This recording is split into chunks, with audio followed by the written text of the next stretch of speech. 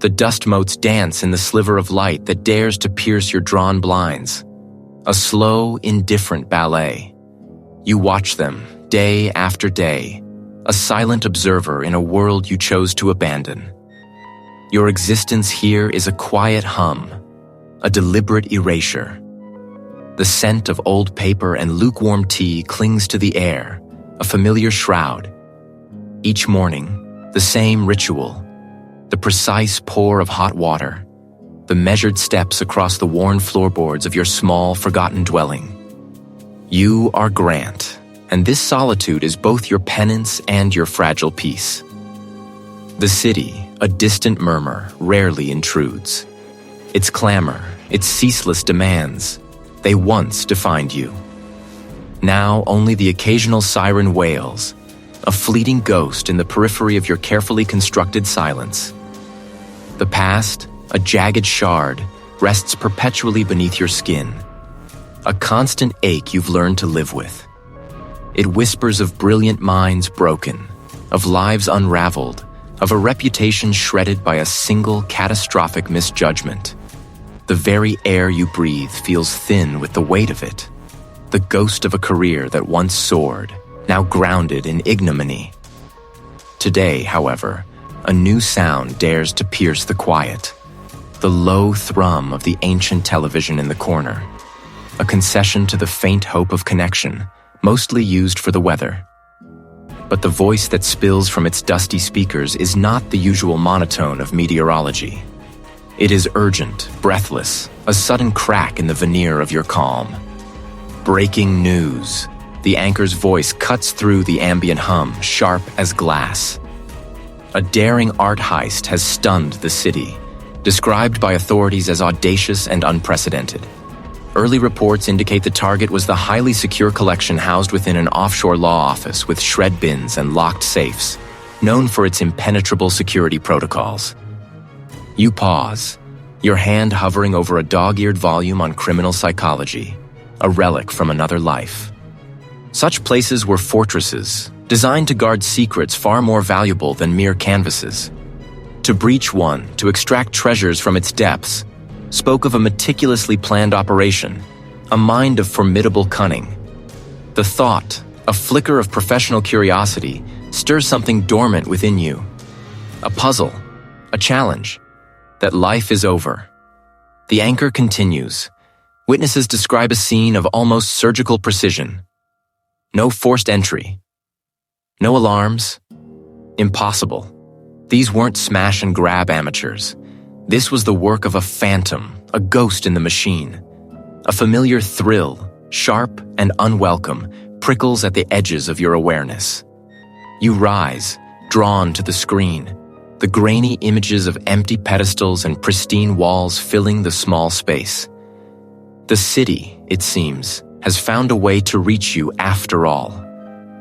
The report shifts, a new face appearing on screen. A stern-faced detective, his gaze hard, his words clipped. His name, you recall, is Detective Miller, and his animosity towards you was a well-known fact. His presence now, at the forefront of such a high-profile case, sends a jolt through you.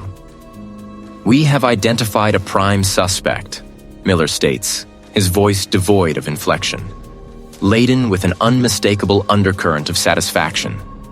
The individual's unique skill set, access, a pattern of behavior align with the audacious nature of these thefts. We believe we have our perpetrator. Your breath catches. You feel a premonition, a sickening lurch in your gut. Your mind races, sifting through possibilities, trying to rationalize, to dismiss the sudden, illogical fear that grips you. Then, the image on the screen changes. A photograph flashes, stark and undeniable.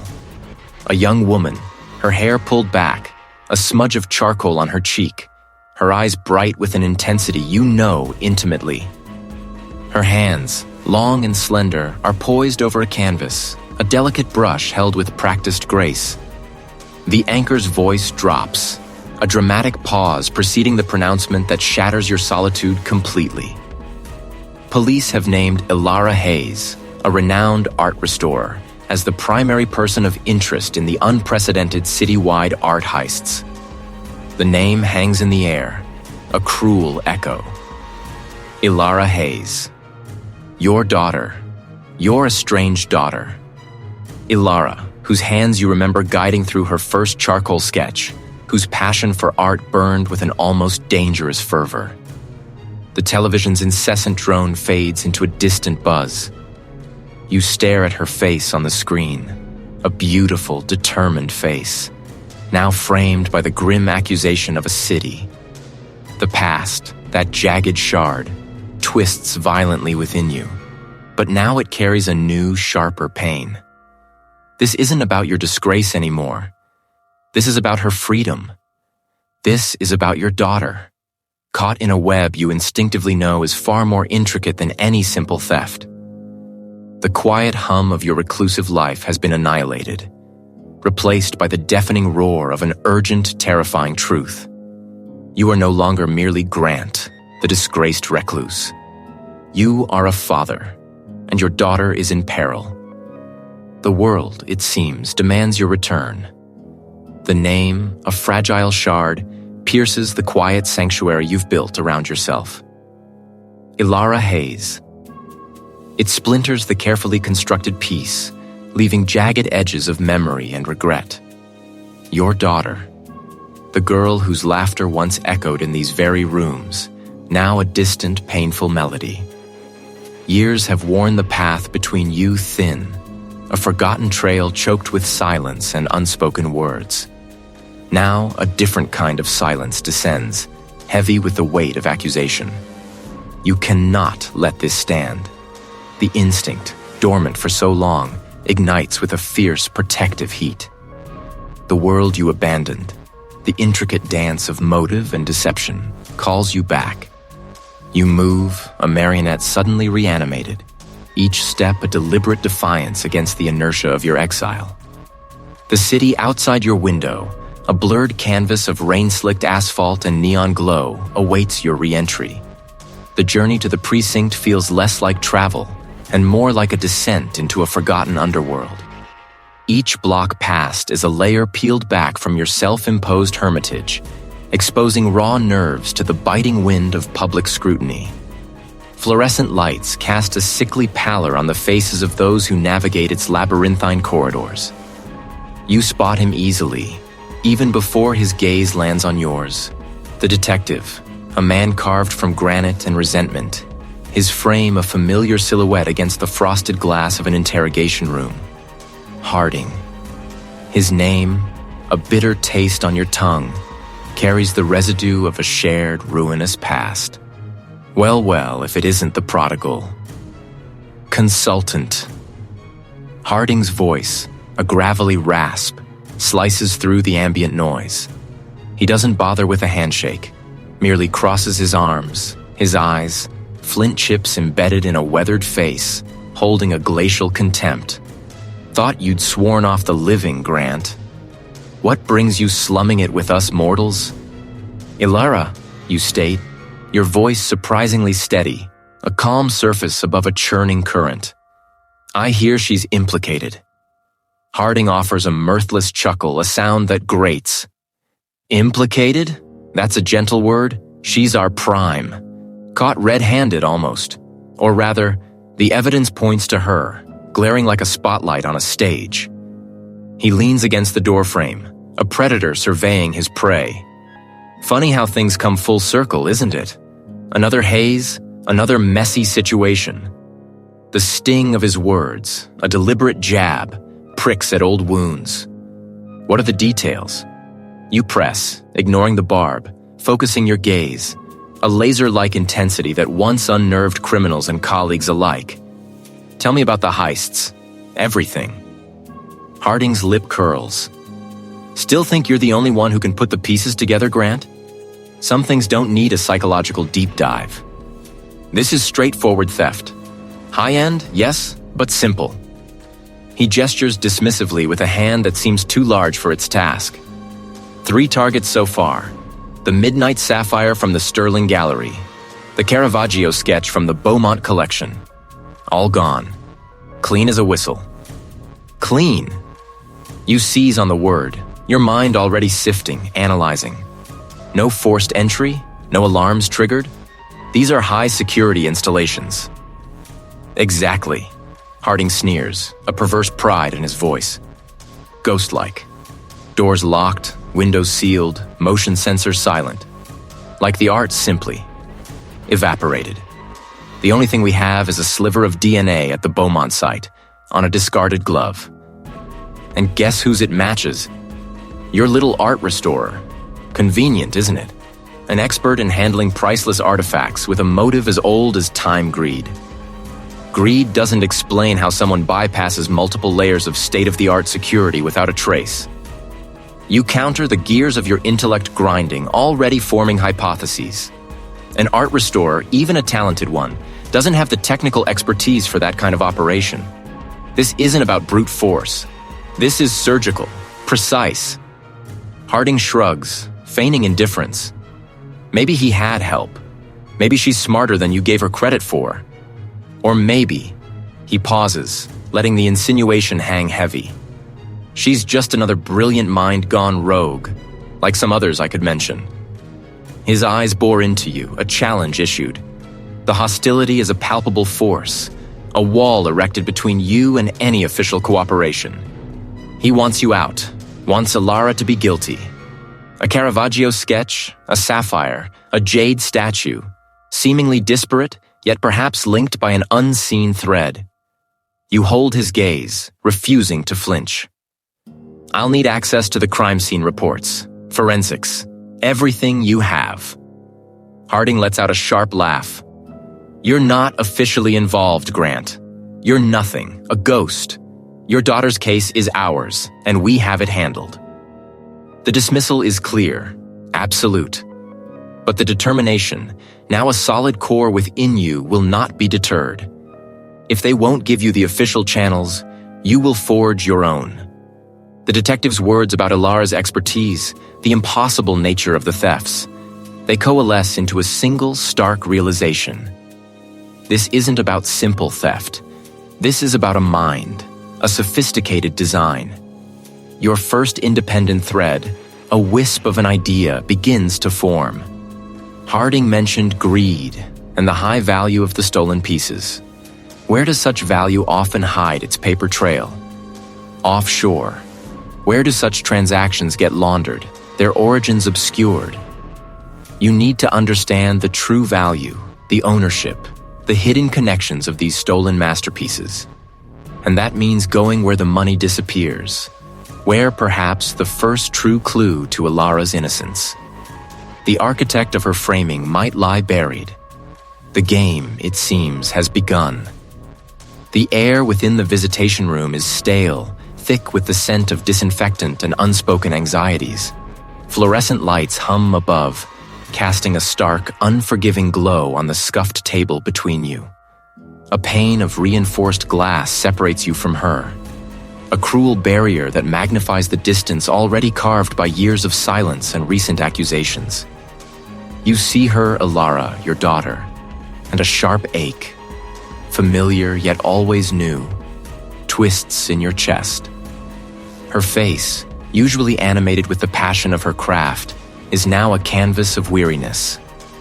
Dark smudges beneath her eyes speak of sleepless nights, and the subtle tremor in her hands, clasped tightly on the table, betrays a fragility you seldom witnessed. She wears the standard issue uniform, its dull gray, a stark contrast to the vibrant hues she usually surrounds herself with. A uniformed guard stands watch by the door, a silent, imposing presence. Your gaze locks with hers, and for a moment, the world outside the glass recedes, devoid of warmth. "Of course I came," you reply, your own voice a low rumble, strained by the effort to keep it steady. "They won't let me speak to you alone." She offers a mirthless smile. "Wouldn't want me contaminating the star witness." Would they? The bitterness is palpable. The detective made sure to emphasize that. He enjoys this, doesn't he? You ignore the barb, refusing to be drawn into old grievances, not now. "Elara, tell me everything. From the beginning. She sighs, a long, weary exhalation that fogs the glass for a fleeting instant. There's nothing to tell. I didn't do it. I told them that, over and over. Incomplete, they said. Her jaw tightens. Because it's complicated. I was working. A commission. It kept me out at odd hours, in places I wouldn't normally be. A private collection, out in the district's edge. The client was particular about discretion. Particular how? Your mind, long dormant in its forensic applications, begins to whir, sifting through her words for inconsistencies, for hidden threads. Very. Everything was by appointment, often late at night. The pieces themselves were unremarkable, frankly. Minor works, mostly landscapes, a few portraits. Nothing that would warrant the security or the secrecy. I was asked to assess their condition, prepare them for a theoretical relocation. But the real oddity wasn't the art. She pauses, her gaze drifting to the guard, then back to you. It was the paperwork. Or rather the lack of it, and then the sudden appearance of it. A very specific set of documents for one particular landscape. A small, rather bland piece depicting a coastal scene. But the client insisted on a full provenance check, handled through a third party. And that third party, their offices were unusual. A small, almost imperceptible shift in her posture, a slight leaning forward. A single, almost invisible mark. It felt like a test, or a bizarre formality for a painting that frankly wasn't worth the paper it was printed on. The place itself was sterile, devoid of personality, just rows of filing cabinets and those massive industrial shredders, and the safes. So many locked safes. Your breath catches. Shred bins, locked safes. This is not the domain of a typical art enthusiast. On a document dated over a century ago. It was supposed to authenticate the piece as having once belonged to a shipping magnate, a name I didn't recognize. But the client seemed obsessed with that specific detail. And the client? Never met them directly. Always through an intermediary. A legal representative, I assumed. Always a different one, too. Each time I visited the collection, there was a new face, a new set of instructions.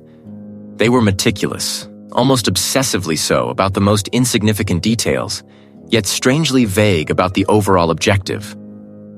You said theoretical relocation. You prompt, pushing her for more. Yes? They wanted me to assess the works for travel, for packing, for climate control during transit. But no destination was ever given. Just preparation. And they kept pushing for a very specific type of, well, almost a deconstruction of one of the frames. Not a restoration, but an examination for hidden compartments. For that same coastal landscape, oddly enough. I refused, of course. My job is to preserve, not dismantle. But the request stuck with me. It was so out of place. The pieces begin to align, forming a nascent, unsettling pattern. This isn't about art restoration. It's about something else entirely. When was this, you ask, your gaze piercing through the glass? 2 weeks before the first heist. The coastal landscape piece was supposed to be picked up the day after the first theft, but no one ever came. The intermediary called, said the deal was off, vanished, just like that. The revelation hangs in the air, heavy and charged. Her alibi, once a weakness, now begins to hint at a more intricate truth. He was not involved in the heists, but he was unwittingly circling their periphery, a pawn in a game she didn't understand. Elara, you say, your voice firm, unwavering. You didn't do this. The barrier of glass, the uniformed guard, the sterile room, all fade. There's only a daughter accused and a father determined to unravel the truth. That stylized anchor, you muse aloud, the words a promise. And that office. I'll start there. The guard shifts, a subtle signal that your time is drawing to a close. Elara nods, a single tear tracing a path down her cheek. The bitterness is still there, the estrangement a chasm between you. But something else has also taken root. A shared purpose, a nascent trust. You leave the room, the stale air clinging to your clothes, but your mind is alight. The detective may have his theories, but you now have a name, a symbol, and a destination. The hunt has truly begun. The cold press of the prison door still lingered in your mind, a phantom chill against your palm. You had left Elara, the chasm between you still vast, yet a slender bridge of purpose now spanned the void. Her tear, a fleeting testament to a shared burden, had ignited something fierce within you, a resolve as sharp as broken glass. You would clear her name. The city's indifferent pulse beat around you, but your focus narrowed, sharp as a surgeon's scalpel. Your apartment, usually a haven of quiet contemplation, transformed into a war room. Documents, grainy photographs of empty pedestals, and police reports spread across the worn oak table. You pored over the details, each line a potential thread in a labyrinthine tapestry.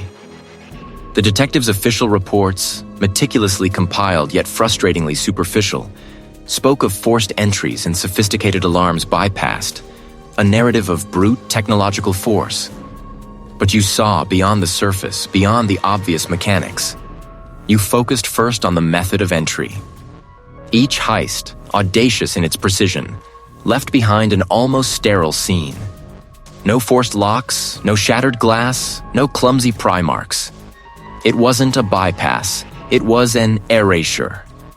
The security logs, when recovered, showed blank segments, gaps in time where the intrusion occurred, as if the very act of entry had been unwritten from the timeline. Next, the choice of stolen art. Not all pieces were the most valuable in their respective collections. Some were iconic, yes, but others were less renowned, their monetary value overshadowed by their historical or artistic significance. A rare Byzantine icon, a fragment of an early Renaissance fresco, a stark Cubist sculpture, a minimalist canvas from the late 20th century. On the surface, a disparate collection, united only by their status as art. But you began to see a different pattern, a subtle, almost academic thread. Each piece, in its absence, created a specific kind of historical rupture. It was as if the thief wasn't just taking art, but editing art history itself, leaving carefully chosen lacunae. And then, the calling card. The police had found nothing, no signature left behind. But you knew better. The absence was the signature. The flawless, almost supernatural disappearance of the art, leaving no trace but the gaping hole where it once hung, was the most profound statement of all. It wasn't about what was taken, but what was left unsaid, what was erased. This was not the work of a common thief driven by greed. This was an artist, a philosopher, a provocateur using absence as their medium. The conventional narrative of simple theft, of acquiring valuable assets, crumbled before this new understanding. It echoed the philosophical tenets of certain avant-garde movements, where the act of deconstruction, the deliberate removal or destruction, became an artistic statement in itself. The stolen pieces, diverse as they were, shared one commonality. Their removal created a powerful, deliberate emptiness, challenging the very notion of what constitutes art and value. It was a conceptual heist, a performance piece played out across the city's most hallowed halls. The true architect of these heists wasn't just stealing art. They were stealing narratives, challenging perceptions, and leaving a trail of conceptual breadcrumbs that only a select few could follow. And you, Grant Hayes, were one of them. Your gaze fell upon a detail in one of the reports, a mention of a recent, complex acquisition of the Cubist sculpture by a shell corporation, routed through an obscure financial entity. It was a minor footnote, dismissed by the detective as irrelevant to the physical theft. But to you, it sang. If the heist was about the idea of the art, then its ownership, its journey through the opaque world of international finance, was as crucial as its form. This wasn't just about what was on the wall. It was about the paper trail, the unseen hands that moved capital and, by extension, culture. The scent of coffee, strong and black, cut through the mustiness of the papers. You knew where you had to go next. Such intricate financial maneuvers, designed for obfuscation, often led to specific, discrete locations. The offshore world, a nexus of hidden transactions, held its own kind of truth. Gaining entry was a delicate dance of fabricated appointments and a carefully cultivated air of authority. Inside, the hushed corridors felt like a vault, every sound swallowed by plush carpets and thick walls. You moved with a practiced ease, your eyes scanning, absorbing. The main reception area was sterile, devoid of personal touches, a testament to its purely transactional nature. Further down a discreet hallway, you glimpsed a wall of locked safes glinting dully under recessed lighting, each one a silent repository of untold secrets. Your fabricated appointment was a ruse, a diversion. Your true objective was to observe, to feel the pulse of this place, to see if the unseen signature resonated here. You needed to understand the financial architecture behind these pieces, the network that facilitated their movement, their acquisition, and perhaps their deliberate disappearance. The tension in your shoulders was a coiled spring. You were no longer just looking for a thief. You were hunting for a ghost, an idea, a philosophy made manifest in stolen art and vanished paper trails. This was only the beginning. The prison's metallic sigh, a memory etched cold upon your skin, still hummed in the quiet chambers of your mind. Elara's tear, a fragile silver thread, had woven itself into the fabric of your resolve, taut and unyielding.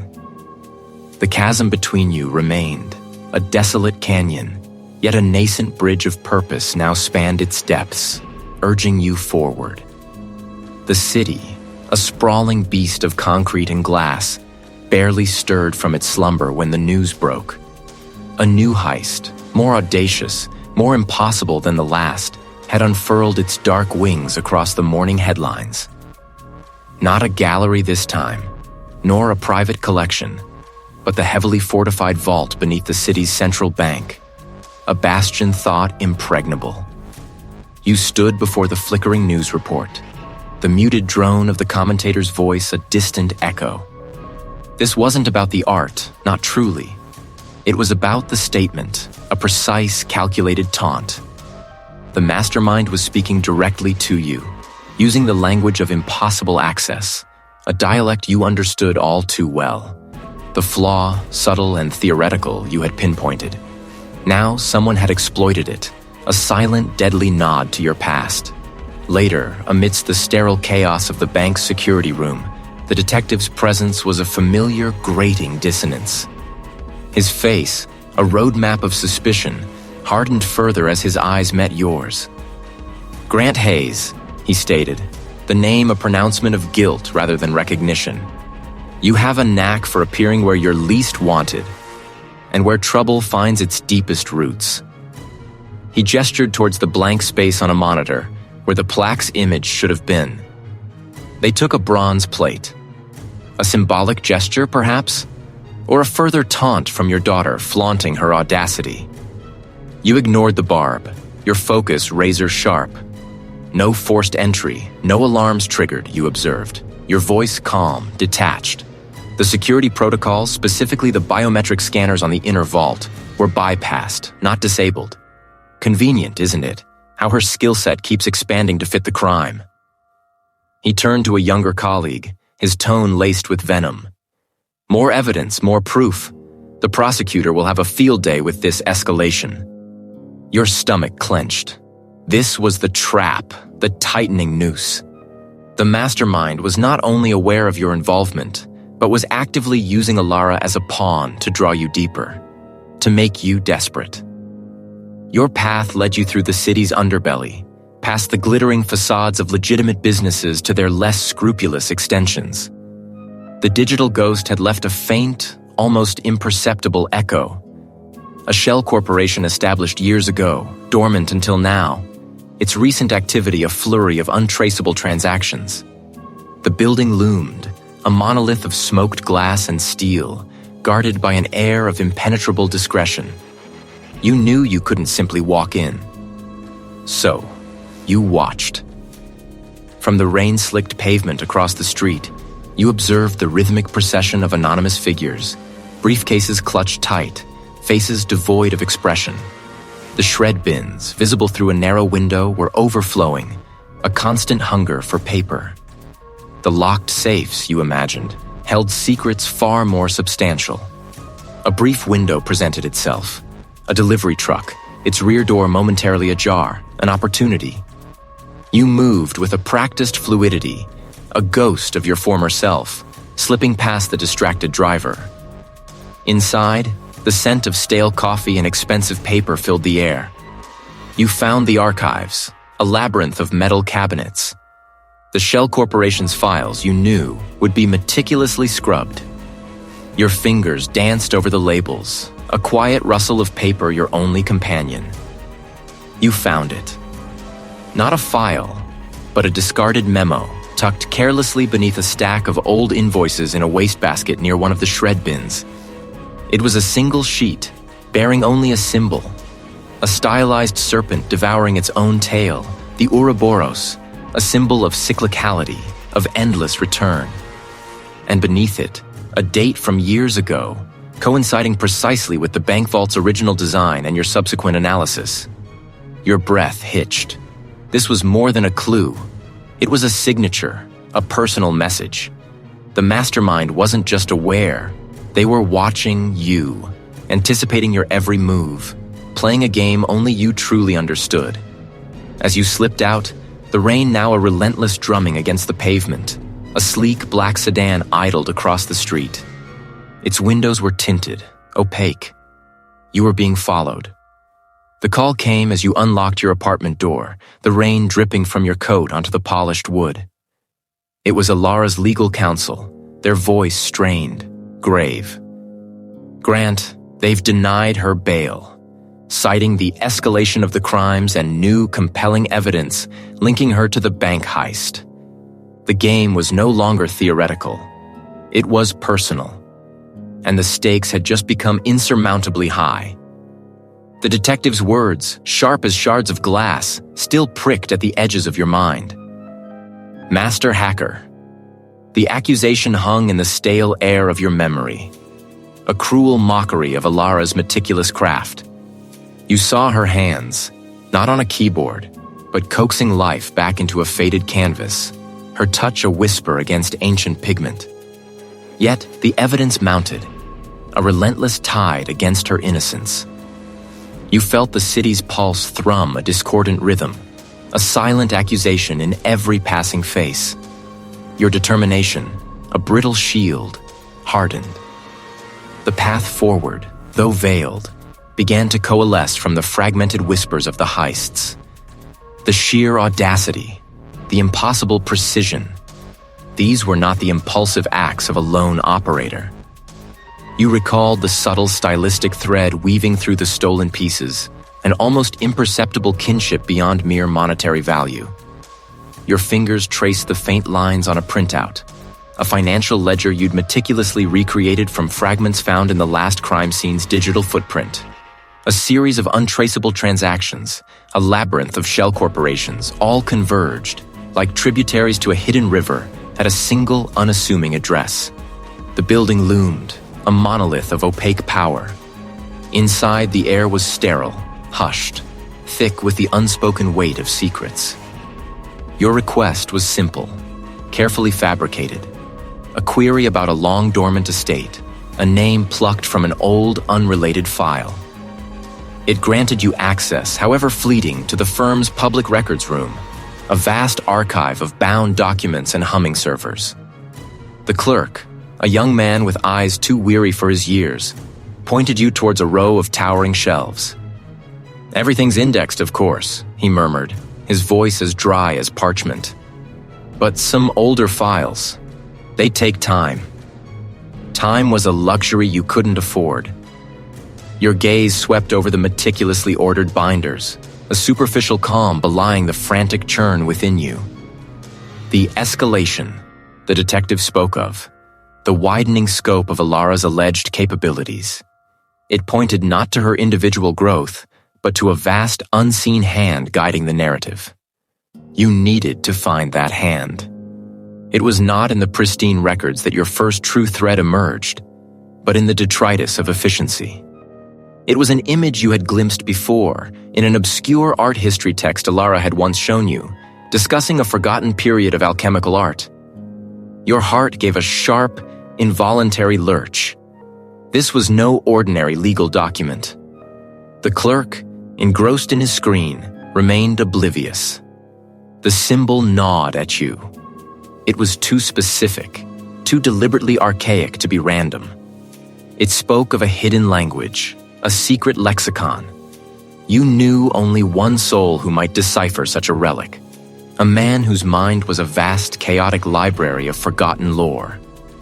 He lived on the city's fringe, in a brownstone choked with books and artifacts, a monument to a life spent sifting through the dust of centuries. Phineas Thorne, a retired antiquarian, was less a man and more a collection of eccentricities. His apartment reeked of aged paper and forgotten spices. Grant Hayes, a reedy voice croaked from behind a precarious stack of illuminated manuscripts. To what peculiar corner of history do I owe this intrusion? You found Phineas perched on a stool, spectacles perched on the end of his nose, examining a tarnished silver locket with a jeweler's loop. His white hair, a wild halo, seemed to defy gravity. "Phineas," you began, holding out the paper fragment, "I need your particular brand of insight."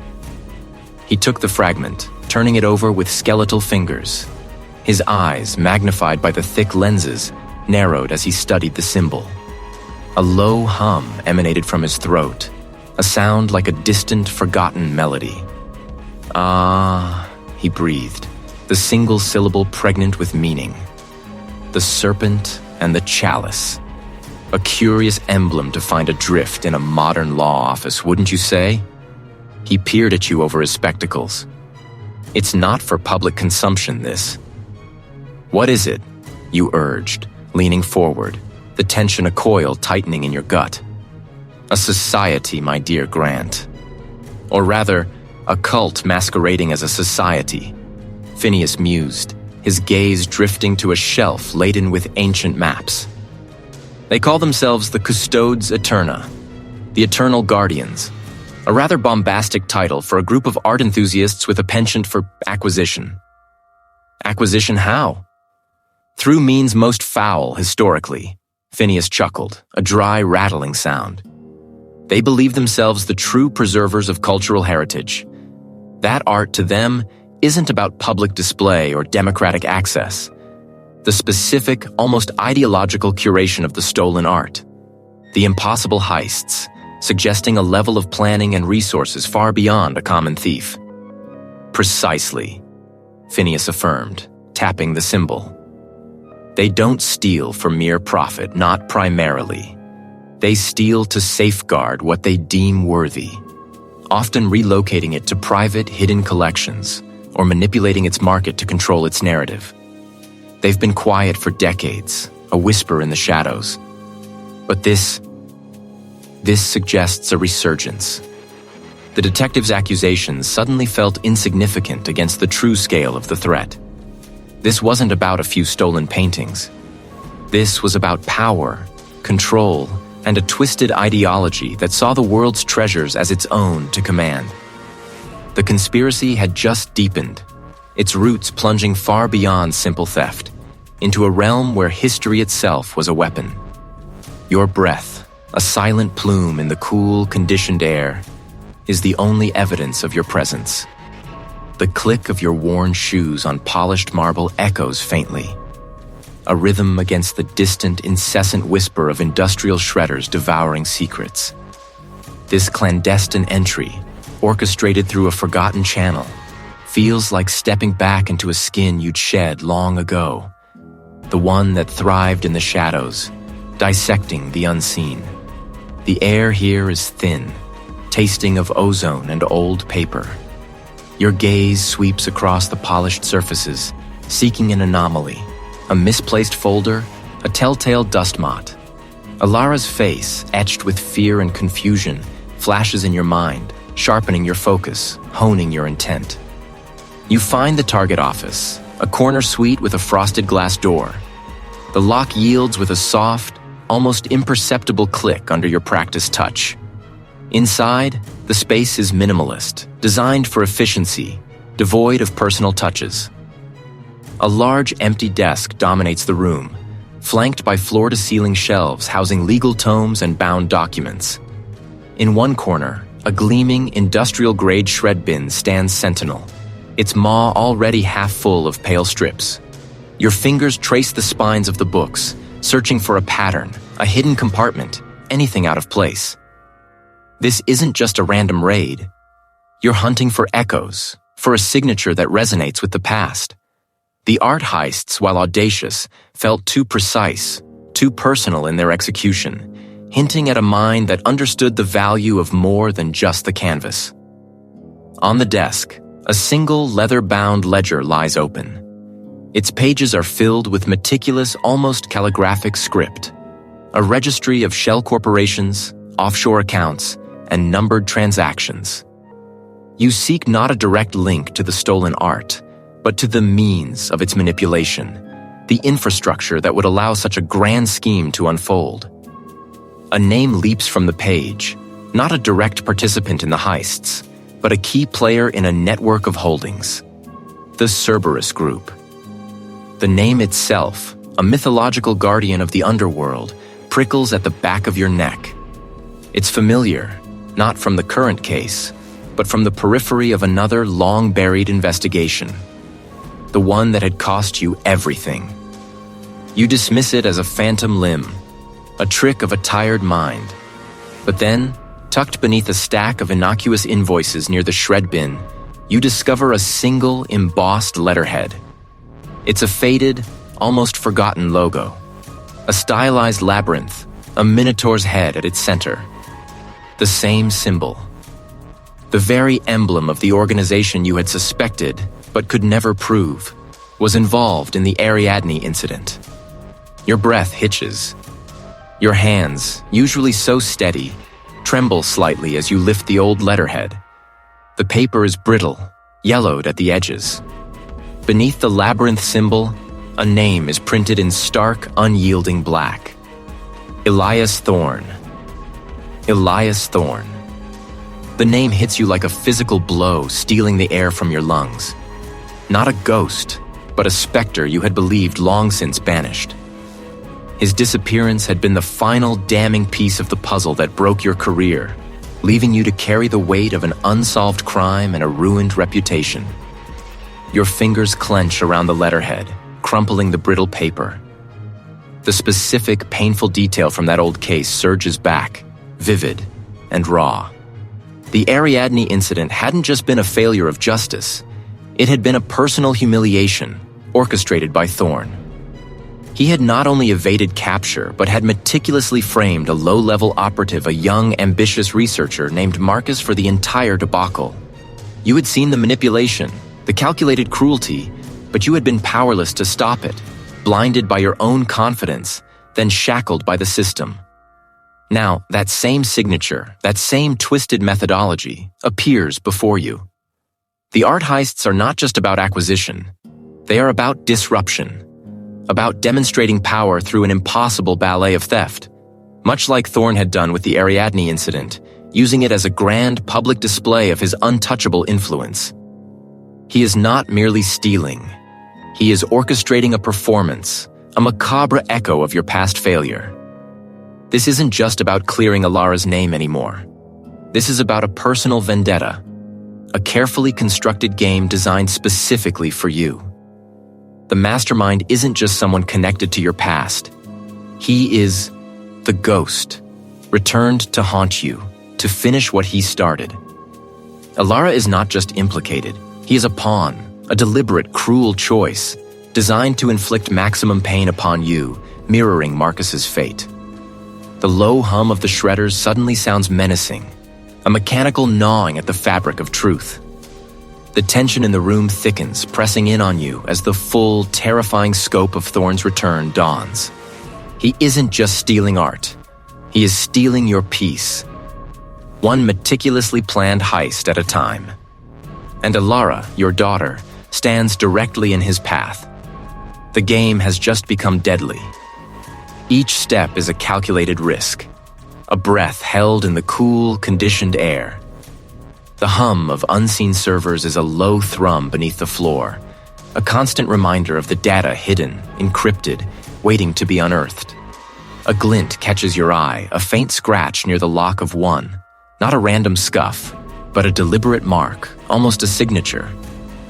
You run a gloved finger over it, a subtle imperfection in an otherwise flawless facade. This is it. This is where the paper trail dies, or begins. With practiced precision, you work the lock.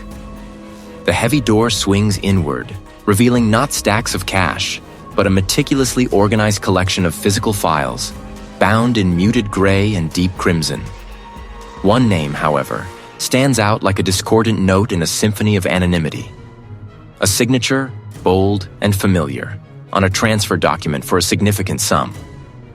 Marcus Thorne. The architect.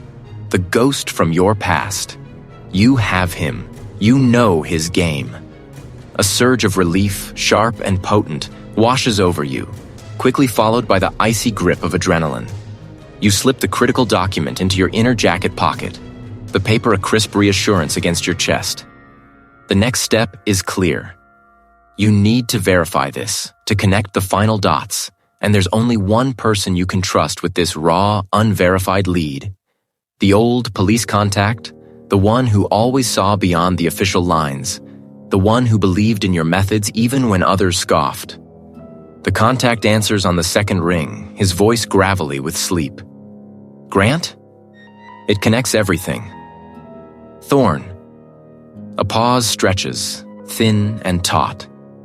Thorne? You're sure? The documents are ironclad.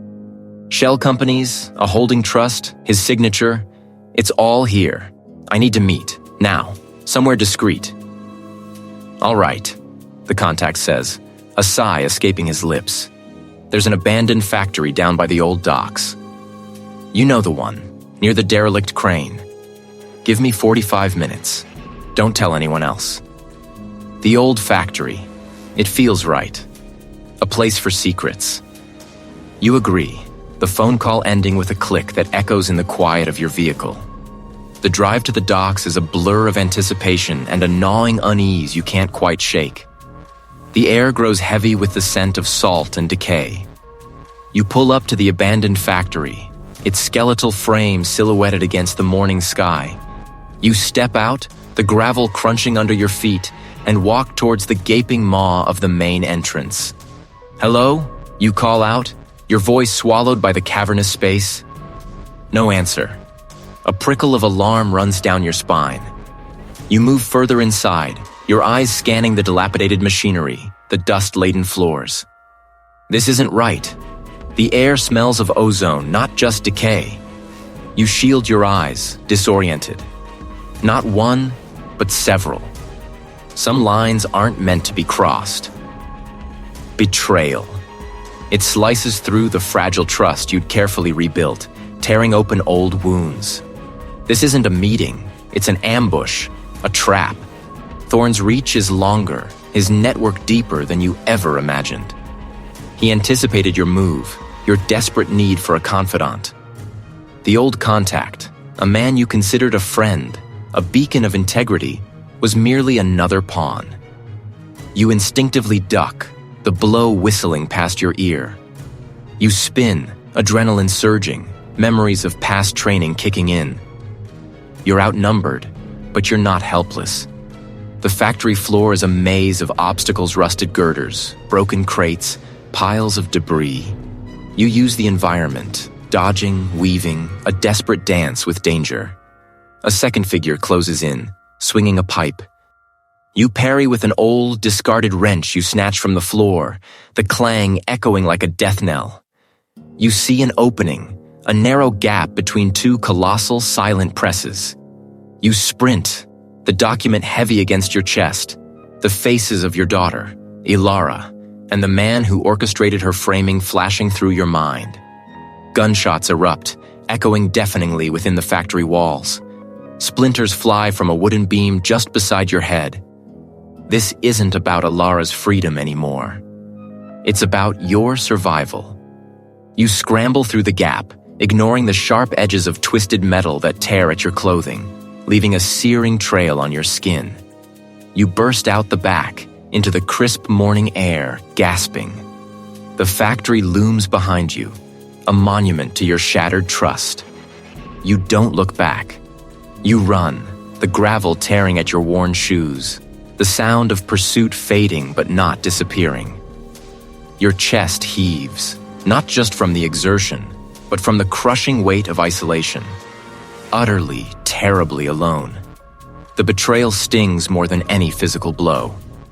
Thorn has anticipated every move, turned your closest allies against you. The world has shrunk to a pinpoint, and you are adrift, a solitary vessel against a ruthless current. This time, there's no one left to turn to. The taste of betrayal, a bitter residue, clings to your tongue. The cold steel of the abandoned warehouse air still pricks at your skin, a phantom echo of the ambush. Thorn's phantom smile, a predator's promise, flickers at the edge of your vision. He played you, an intricate puppet master, pulling strings you never saw until the knot tightened around your own neck. But the rage, sharp and invigorating, has burned away the last vestiges of doubt, the final layer of self-pity. Now, only a singular, incandescent focus remains. You replay Elara's words, a fragment from a hurried conversation weeks ago, when the first whispers of the heists began to haunt her. "The brushstrokes, father," she'd mused, her brow furrowed, on the lost Vermeer, the way the light caught the impasto. It felt too perfect, almost an imitation of perfection. At the time, you dismissed it, a restorer's hypersensitivity. It isn't about the theft of the art, but the replacement. A ghost from your past case, a meticulously forged document that subtly altered the ownership lineage of a historic estate, resurfaces in your mind. The subtle shift in font, the aged paper that felt just a whisper too smooth. Thorn, your intellectual rival, always reveled in the beauty of a perfectly executed lie, not for profit alone, but for the sheer artistry of manipulation. He once called it resculpting reality. The pieces click into place with an unnerving precision. The pattern of the heists, targeting not the most valuable, but the most symbolic pieces. The lost Vermeer, a national treasure. The gilded sarcophagus from the city's ancient history exhibit, its intricate carvings depicting foundational myths. Each piece, a pillar of cultural identity, a story told in pigment and gold. If these were replaced with fakes, subtly altered fakes, what narrative would they begin to tell? Your gaze falls upon the forgotten, tattered files from that old case, scattered across your desk. Buried deep within the brittle pages is a name, a seemingly innocuous detail. A shell corporation, Ethelred Holdings, used to obscure the true beneficiary of the estate in the forged document. The address listed, a discreet suite in a distant offshore locale. An offshore law office with shred bins and locked safes. The perfect nexus for Thorn's grand design. The air thrums with a dangerous anticipation as you prepare. This isn't just about Elara anymore. It's about a truth far grander, a lie poised to unravel the very fabric of shared history. You move with a renewed purpose, your mind a steel trap, every deduction a calculated step towards the precipice. The building itself is a monolithic testament to discretion, all polished granite and muted glass. You observe the rhythm of its security, the almost imperceptible shifts in the guard's patrol, the precise timing of the cleaning crew's departure. Thorn's methods, his reliance on predictability, become your key. You gain entry not through force, but through a calculated exploitation of routine. A carefully timed distraction that draws a lone security officer away from his post for a crucial minute. The lock on the back service entrance yields to a tool you haven't touched in years, a relic from a brief, misguided youthful rebellion. The click echoes like a gunshot in the silent corridor. Inside, the office hums with the dormant energy of corporate secrets. The air is sterile, faintly metallic, thick with the scent of paper and something vaguely chemical. Your eyes scan the room, bypassing the obvious, seeking the subtle indicators of Thorn's presence, not in the main archives, but in the private, more secure areas. You follow a hunch, a ghost of Thorn's fastidiousness, to a small, isolated wing. A heavy, reinforced door, unmarked, stands out. This is where the truly sensitive documents reside, beyond the reach of casual inquiry.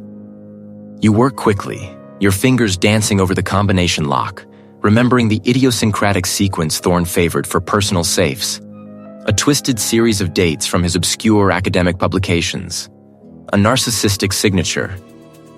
The heavy door swings inward with a soft sigh, revealing a smaller, more intimate space.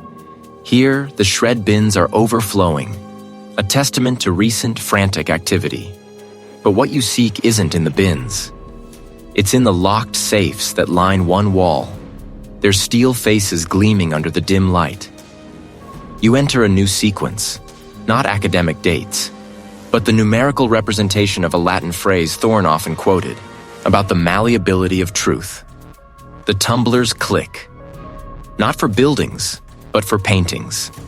Schematics for specific artworks, showing precise measurements, pigment analyses, and startlingly minute alterations to historical symbols within the compositions.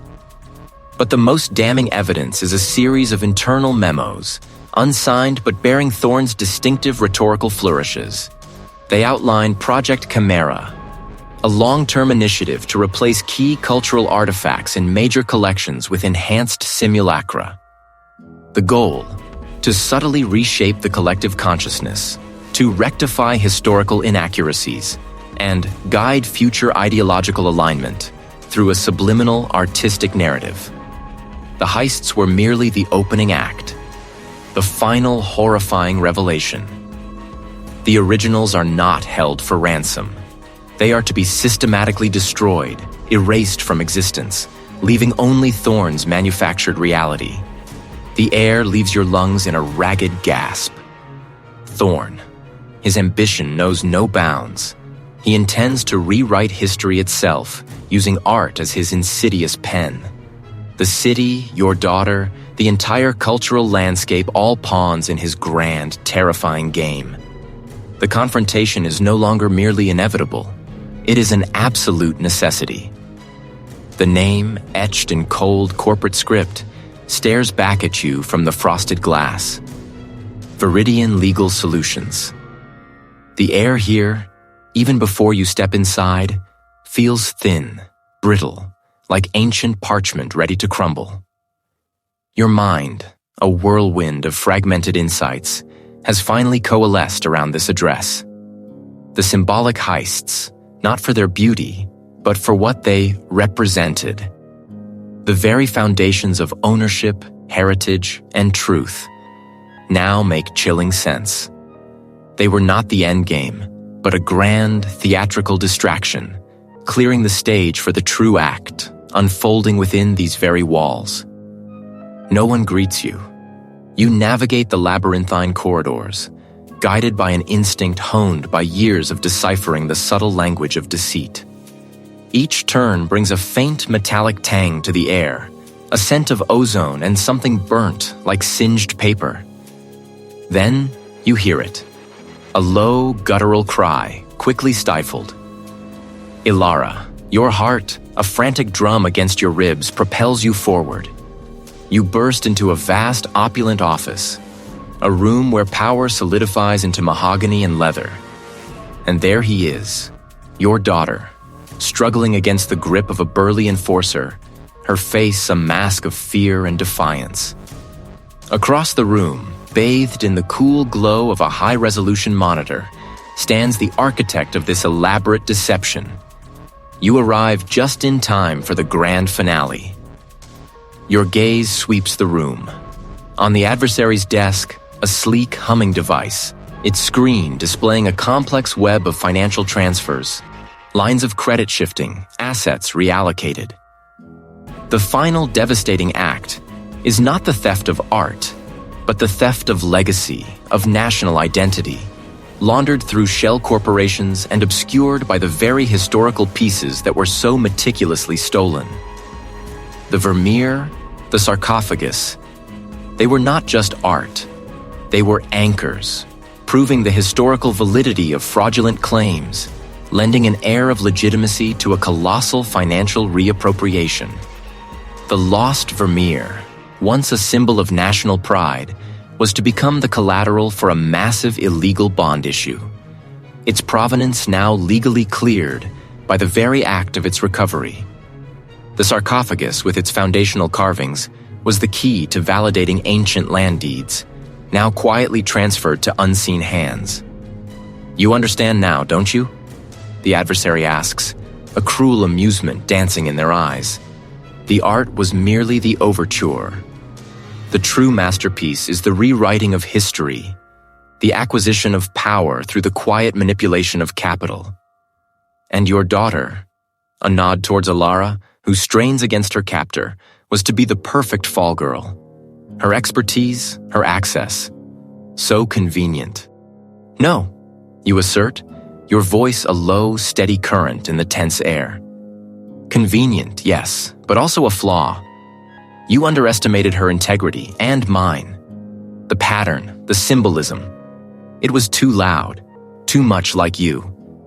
You step closer, ignoring the enforcer, focusing solely on the architect. You thrive on the grand gesture, on the intellectual challenge. You wanted to prove you could not only steal history, but redefine it. But your signature, the psychological imprint, was too distinct. The adversary's smile falters, a flicker of irritation crossing their features. A minor indulgence. The world is too busy looking at the shiny objects to notice the hand pulling the strings. Their finger hovers over a key on the humming device.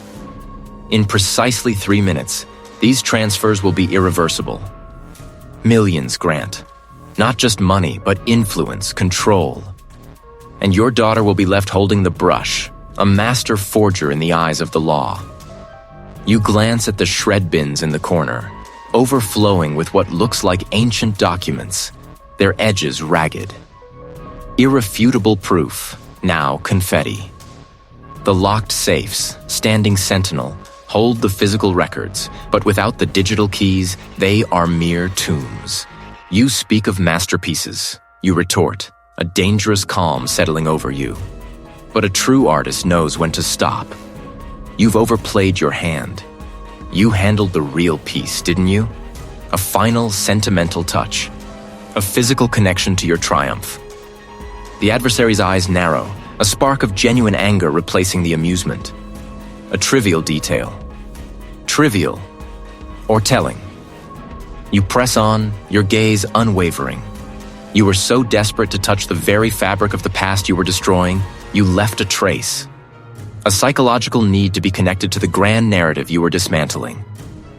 It's not just about money for you, is it? It's about being the ultimate curator, the one who decides what is remembered and what is forgotten. The adversary's finger moves, not to the enter key, but to a small red button on the side of the device. A warning. 1 minute grant.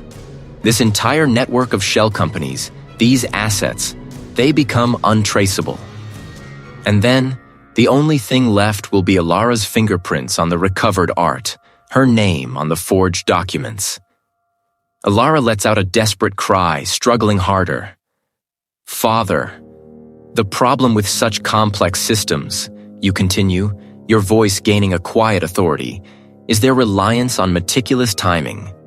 A single, unexpected variable can unravel the whole tapestry. Like, for instance, a sudden surge in the local network traffic, initiated by a compromised security system, flooding the very server you're using for these transfers. You meet the adversary's gaze, a knowing glint in your eyes. You see, while you were busy playing with centuries-old art, I was studying the vulnerabilities of 21st century infrastructure. A small, forgotten access point in the building's climate control system, left open by a careless technician. Just enough to create a momentary but critical overload. A sudden, sharp series of beeps erupts from the adversary's monitor. The complex financial web flickers, then freezes. The timer on the device halts, stuck at 0:47. A frustrated snarl escapes the adversary's lips. You didn't. Oh, but I did, you confirm, a grim satisfaction settling over you. The transfer is stalled, not stopped, but paused. Long enough for the right eyes to find it, to trace the digital breadcrumbs before they vanish into the ether. The adversary's eyes dart to the window, then back to the frozen screen, then to you. The enforcer, momentarily distracted by the sirens, loosens his grip on Elara. She seizes the opportunity, a swift kick to his shin, and breaks free, rushing to your side.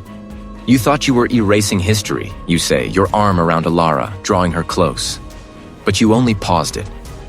And now, the true narrative will finally be written. The enforcer, moving with a desperate, animalistic lunge, snatches a heavy ledger from a nearby shelf, its leather binding thick and aged. You are ready. Your hand, still tingling from the adrenaline of the digital victory, whips out, intercepting the swing with a force that stings your palm but deflects the blow wide.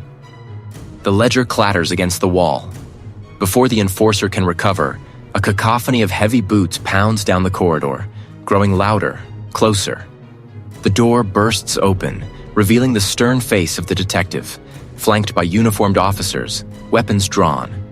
The adversary, caught between the frozen screen and the sudden influx of authority, lets out a guttural roar, a sound of pure, unadulterated defeat. Their eyes, wild and bloodshot, fix on you, a silent promise of eternal enmity etched into their features. You meet the gaze, unblinking, the victory sour on your tongue, yet undeniably yours. The enforcer, seeing the overwhelming numbers, drops to their knees, hands raised, the fight drained from their posture. Officers swarm, securing both individuals with practiced efficiency. The sterile silence of the offshore law office with shred bins and locked safes is now shattered by urgent voices, the clatter of equipment, the click of handcuffs. You stand amidst the chaos, a quiet sentinel, the digital evidence still glowing on the screen, a silent testament to the intricate deception. The detective approaches, their expression a complex tapestry of grudging respect and lingering suspicion. Grant Hayes, the detective begins, their voice low. It seems you were right. Their eyes flick to the screen, then back to you. All of it. The shell companies, the coded transfers, the real targets. It's all here. You simply nod, the weight of the past weeks pressing down, then lifting ever so slightly. The detective's gaze softens, almost imperceptibly. Your daughter, Elara, she's free. We've already moved to quash the charges. The evidence you sent us earlier, coupled with this, it's conclusive. A breath you hadn't realized you were holding escapes your lungs. Elara. The name, a fragile bird, flutters in the newly cleared air. The thought of her, untainted, unburdened, brings a warmth that seeps into your bones, chasing away the cold dread that had resided there for so long. Hours blur into a meticulous dance of documentation and interrogation. You recount the journey, the subtle hints, the grand design of the adversary, the ghost from your own past who had orchestrated this elaborate theater of theft and misdirection, not for simple gain, but for a twisted vision of societal correction, a dismantling of established power structures through calculated chaos. You explain how the heists were never about the art itself, but about the data embedded within their provenance. The historical records of power and influence tied to their ownership, used to blackmail and manipulate. The shred bins, the locked safes. They were not just for the adversary's clients, but for their own covert operations, a constant cycle of purging and acquiring information. The implications linger, a persistent hum beneath the surface of your newfound peace. Finally, the detective gestures to a quiet corner. She's waiting. You walk, a lightness in your step you haven't felt in years, towards the small, temporary waiting area. And there he is. Her eyes, wide and weary, meet yours. The lines of stress on her face have begun to soften, replaced by a fragile hope. You reach for her, your hand tentative, then firm, grasping hers. No grand pronouncements are needed. The touch, the shared glance, speaks volumes. In her eyes, you see forgiveness, a quiet understanding of the crucible you both have endured. Later, as the first hints of dawn paint the sky in hues of soft gray and rose, you stand on the dock, the offshore law office now a distant, silent monument to the night's events. The salt-laced wind whips around you, carrying the scent of the sea, a cleansing breath. Elara stands beside you, her shoulder brushing yours. They're still out there, aren't they? She asks, her gaze fixed on the horizon, hinting at the lingering shadow of the adversary's network. Some of them, you confirm, the weight of that truth a dull ache in your chest. The architect is caught. The blueprint. It's still accessible to others. She nods, a quiet acceptance. What now, Father? You turn to her, the wind ruffling your hair. The scars of your past, the public disgrace, the professional exile. They are indelible. They are a part of you, but they no longer define you. This journey, fraught with peril and emotional excavation, has revealed a path towards a different kind of redemption. One not found in public accolades, but in the quiet restoration of trust, in the rebuilding of a fractured bond. Now, you say, your voice imbued with a newfound clarity. We begin again. One step at a time. You look out at the vast expanse of the ocean, boundless and full of unknowns.